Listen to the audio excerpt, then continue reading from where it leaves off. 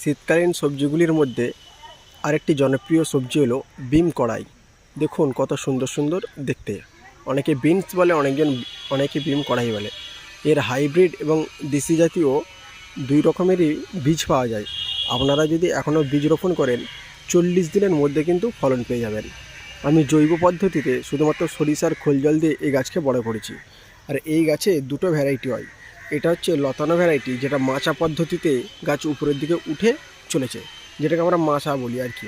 আর একটা আছে ঝাঁটি বিম, যেগুলো ছোট ছোট মানে শর্ট হাইটের গাছ হয়, সেটাকে বলা হয় ঝাঁটি বিম।